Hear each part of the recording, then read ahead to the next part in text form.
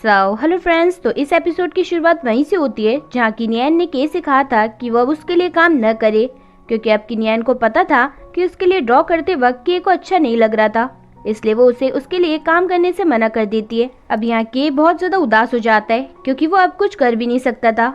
अब जब लू किंग वो अपने घर पर पहुँचती है तो वो के को अपने घर के बाहर बैठा हुआ देखती है, जिसने थोड़ी सी ड्रिंक की हुई थी। लू किंग वो उसे घर में ले जाती है, लेकिन तभी अचानक के लू किंग को दीवार के सहारे पकड़ लेता है। लू किंग उससे कहती है कि वो होश में नहीं है, इसलिए वो उससे दूर हो जाए, लेकिन तभी के उसका नाम लेता है और लू किंग को किस कर लेता है। दूसरी तरफ हम किनियन को देखते हैं जो सोकर उठती है। उसी के पास यैन भी बैठा हुआ था।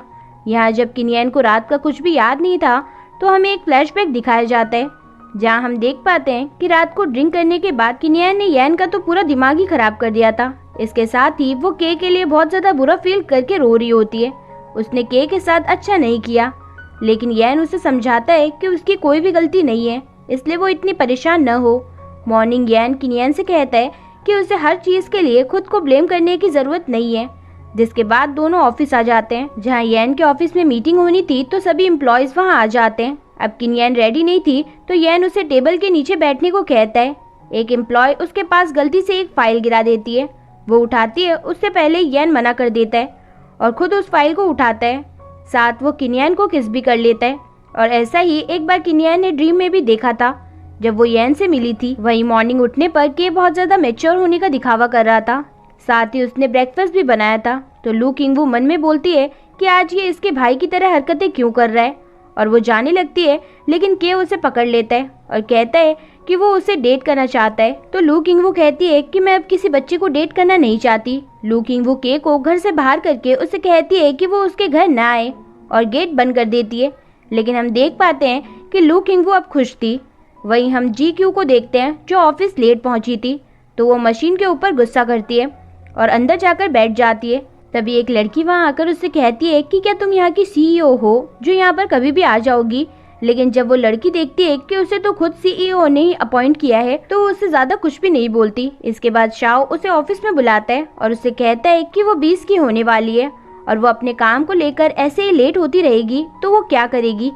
यहाँ शाओ उसे बहुत कुछ बोलता है। दरअसल शाओ को उसकी बहुत फिक्र थी। वहीं हम यैन और किनियन को देखते हैं, जहाँ यैन उसे अलग अलग इशारे कर रहा था, जो कि वो की बाओ को भी करता था, यानी उसके डॉग को। तभी उसके पास यैन की एक्स गर्लफ्रेंड आ जाती है और वो किनियन के मन में शक पैदा कर देती है यैन को लेकर कि वो जैसा दिखता है वैसा है नहीं, उसकी बहुत सारी गर्लफ्रेंड्स हैं। साथ ही वो ये भी कहती है कि यैन उसे अपने प्रोजेक्ट के लिए ही उसके पास आया है। अब किनियन को समझ नहीं आता कि कौन सा प्रोजेक्ट। इसके बाद हम यैन और किनियन को रेस्टोरेंट में देखते हैं, जहाँ किनियन कहीं खोई हुई थी। यहाँ किनियन एक और बार यैन से पूछती है कि क्या वो उसे सच में पसंद करता है। इसके बाद वो मूवी भी देखते हैं, लेकिन हर जगह बस किसिंग सीन ही चल रहे थे। और साथ ही जब यैन किनियन के करीब आता है तो वो दूर होने लगती है, लेकिन यैन उसे समझाता है और उसे किस करता है। लेकिन उसके एक्स गर्लफ्रेंड की बातें अब भी किनियन को याद आती है तो वो उठ जाती है। नेक्स्ट डे किनियन अपने दोस्त जो कि यैन की कंपनी में काम करता था उससे उस प्रोजेक्ट के बारे में पूछती है, लेकिन वो उसे बताता है कि उस प्रोजेक्ट के बारे में बस यैन को ही पता है और किसी को नहीं। इसलिए किनियन तो चुपके से उसके ऑफिस में जाकर ये सब पता लगाने की कोशिश करती है, जहाँ उसे उसके डैड का एक पेपर मिलता है और वो बॉक्स भी मिलता है जिसे उसने शुरुआत में खोला था। अब तो उसका शक और ज्यादा बढ़ जाता है। तभी वहाँ यैन आ जाता है और वो बाहर साइड में छिप जाती है और तभी यैन को किसी लड़की का कॉल आता है और वो लड़की यैन को बेबी बोल रही थी। ये सुनकर तो लगभग किनियन कंफर्म हो गई थी कि यैन उसे धोखा दे रहा है, लेकिन वो अब भी कुछ नहीं बोलती। वहीं हम लू किंग को देखते हैं जिसे आज किसी का इंटरव्यू लेना था। तभी वो वहाँ के को देखती है और वही इंटरव्यू देने आया था। यहाँ लू किंग को रात की पार्टी के बारे में भी पता चलता है तो वो के को भी बुलाती है। साथ ही वो तो उसे बलून में हवा भरने का काम देती है, जिससे के को अच्छा तो नहीं लगता, लेकिन वो उसे करता है। वहीं के किनियन की कॉमिक का एक पोस्टर देखता है तो उसे कॉल मिलाता है, लेकिन कॉल उसकी दोस्त उठाती है और कहती है कि किनियन अभी काम कर रही है। तभी लू किंग वो के पास आती है तो वो किनियन का नाम सुनती है तो उसे बुरा लगता है। वहीं GQ भी किनियन को परेशान देखती है तो उससे पूछती है कि वो परेशान क्यों है। GQ उसे समझाती है कि वो उसकी मदद करेगी। तभी वहाँ शाओ भी आ जाता है और तभी किनियन GQ को बताती है कि उसने यैन को किसी लड़की से बात करते हुए सुना और वो उसके लिए अमेरिका चला गया। किनियन तो ये भी बोल देती है कि उस लड़की की वॉइस बहुत अच्छी थी। इससे पता चलता है कि वो कितनी खूबसूरत होगी। वो तो GQ को सबूत भी दिखाती है, तो शाओ भी उसकी बातों पर हाँ करने लगता है। तो GQ उसे चुप होने को कहती है क्योंकि किनियन परेशान थी। GQ उससे कहती है कि वो यैन को कॉल कर ले, लेकिन वो बताती है कि वो उसका कॉल नहीं उठा रहा। इसके बाद GQ शाओ के पास आ जाती है। वहीं हम किनियन को देखते हैं जो GQ के पास ही आ रही थी। तभी वो एक लड़के से टकरा जाती है और ये लड़का मास्क उतारकर किनियन को उसके बारे में बताता है। दरअसल ये किनियन का स्कूल फ्रेंड था जिसने कभी उसे प्रपोज किया था और ये एक फेमस आइडल भी है, यही जियान यू है। तभी वहाँ कुछ लड़कियां भी आ जाती हैं, इसलिए यू किनियन को लेकर वहाँ से भागता है और उन्हें भागते हुए GQ भी देख लेती है और वो भी उनके पास आ जाती है। यू यहाँ उन लोगों को बताता है कि उसने भी एक प्राइवेट पार्टी ऑर्गेनाइज की थी, तो वो लोग भी आ सकते हैं। किनियन मना करती उससे पहले GQ उसका मुंह बंद करके खुद हाँ बोल देती है।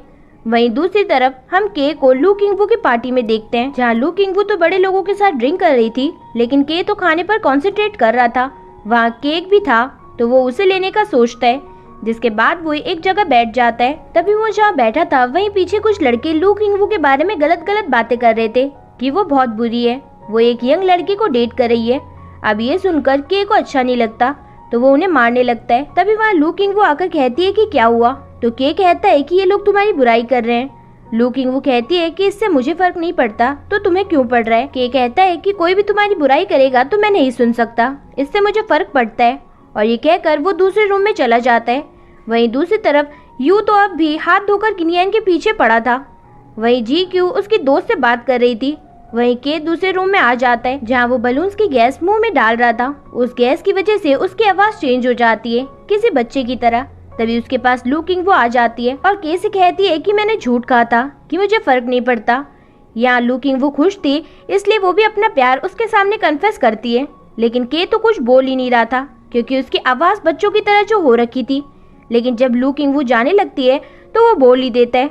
उसकी आवाज सुनकर लू किंगवू बहुत तेज हंसने लगती है, इसलिए के उसे किस कर लेता है और वो गैस लू किंगवू के मुंह में भी चली जाती है, जिससे उसकी आवाज भी बदल जाती है। वहीं दूसरी तरफ यू हेड टेल्स करके एक कॉइन से कहता है कि अगर सही आया तो वो धोखा नहीं दे रहा, अगर गलत आया तो वो धोखा दे रहा है, लेकिन वो उस कॉइन को फेंक देता है। तो किनियन उसे कहती है कि मेरी लाइफ का डिसीजन एक कॉइन नहीं कर सकता है। फिर यू किनियन से कहने लगता है कि वो उसकी गर्लफ्रेंड बन जाए। वहीं दूसरी तरफ शाओ GQ के पास आ जाता है, जहाँ वो GQ को बताता है कि यू सही लड़का नहीं है। GQ कहती है कि मुझे पता है, दरअसल वहाँ जो लड़के बैठे थे उन्होंने ड्रिंक करने के बाद उसे सब बता दिया था कि वो कैसा लड़का है। तभी GQ कहती है कि यू उसे छत पर लेकर गया है। शाओ GQ से कहता है कि उसे बचाने कोई और गया है। वहीं हम छत का सीन देखते हैं, जहाँ जैसे ही यू मुड़ता है तभी किनियन वहाँ से गायब हो जाती है, जिसे यैन अपने साथ ले गया था। दरअसल शाओ ने सारी बातें यैन को बता दी थी, साथ ही यैन अमेरिका से वापस आ गया था और वो अपने प्राइवेट घर पर था। दरअसल वो किनियन की वजह से अपने काम पर फोकस नहीं कर पा रहा था, इस वजह से वो खुद को टाइम देना चाहता था थोड़ा। वहीं हम यैन और किनियन को देखते हैं। किनियन तो यैन को देखकर हैरान थी कि वो अमेरिका से कैसे आ गया, साथ ही वो उस पर गुस्सा भी करती है, ये बोलकर कि वो किसी और लड़की से बात करता है, उसने खुद सुना है। वो प्यार से बेबी भी बोलती है। तभी यैन उस लड़की को कॉल करता है और वो बोलती है कि बेबी क्या हुआ, तो किनियन उसके ऊपर गुस्सा करती है। तभी दूसरी तरफ जो लड़की थी वो यैन से कहती है कि यैन क्या ये तुम्हारी गर्लफ्रेंड है।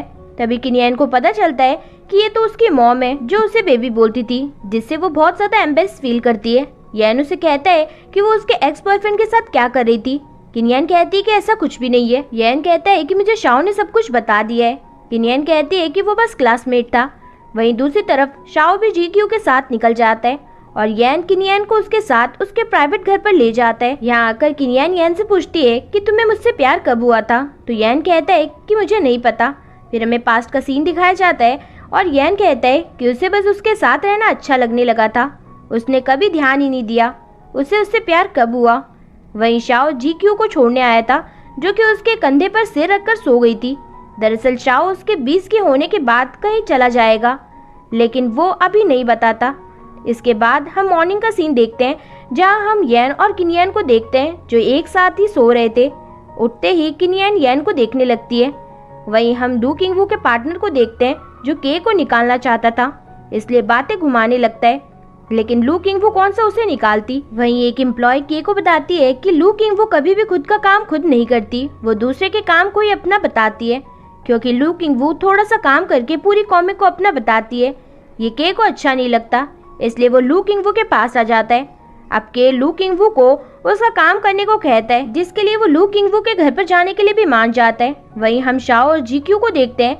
यहाँ जब शाओ जीक्यू का ख्याल रख रहा था तो जीक्यू को उसके बचपन के फ्लैशबैक्स याद आते हैं, कैसे शाओ हमेशा उसके साथ रहा करता था और उसका ख्याल रखा करता था। यहाँ जीक्यू उसे पसंद करने लगी थी, लेकिन अभी वो इस बात को इग्नोर कर देती है। वहीं लू किंग-वू के पार्टनर को पता चलता है कि किनियान की कॉमिक पर एनीमे बनने वाला है। ये उससे अच्छा नहीं लगता, इसलिए वो सोशल मीडिया के जरिए किनियान को बुरा बनाने लग जाता है, लेकिन वो नहीं चाहता था कि ये लू किंग-वू को पता चले। वहीं हम के को लू किंग-वू के घर पर देखते हैं, जहाँ वो लू किंग-वू का काम देखने आया था, लेकिन लू किंग-वू तो कुछ भी ड्रॉ नहीं कर पाती है। तो के उससे पूछता है कि वो कैसे काम करेगी। तभी लू किंग-वू उससे कहती है कि उसके पास इंस्पिरेशन नहीं है, तो वो के का हाथ पकड़ने को कहती है। के मान जाता है और अब लू किंग-वू वो अच्छे से ड्रॉ करती है। काम करते हुए लू किंग-वू के को किस भी करती है, जिसके बाद हम देखते हैं जब लू किंग-वू सो जाती है तो के उसे उठाने आता है, लेकिन वो तो उसे गले लगाने को कहती है, लेकिन के तो उसे उसकी ब्लैंकेट के साथ ही उठा लेता है। दूसरी तरफ शाओ येन को कॉल करके फोन चेक करने को कहता है। शाओ बताता है कि किनियान को टारगेट किया जा रहा है एंटी फैंस की तरफ से। तभी येन देखता है कि ये खबर किनियान ने भी देख रखी थी।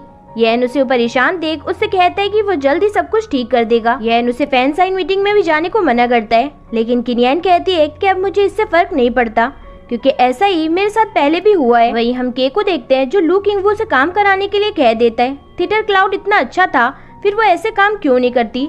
अब थिटर क्लाउड का नाम सुनकर तो लू किंग-वू बहुत ज्यादा ही गुस्सा हो जाती है और के से कहती है कि वो कौन है उसे जज करने वाला, एंटी फैन या उसका एडिटर या फिर बॉयफ्रेंड। लू किंग-वू कहती है कि वो कुछ नहीं सुनना चाहती और वो वहाँ से चली जाती है। वहीं दूसरी तरफ हम येन को देखते हैं, जो किनियान को उसकी फैन साइन मीटिंग के लिए रेडी कर रहा था। साथ ही येन उससे पूछता है कि आखिर पहले उसके साथ क्या हुआ था, तो किनियान येन को सारी बातें बता देती है कि थिटर क्लाउड उसने ही लिखी थी, लेकिन सारे अवार्ड्स लू किंग-वू को मिल गए।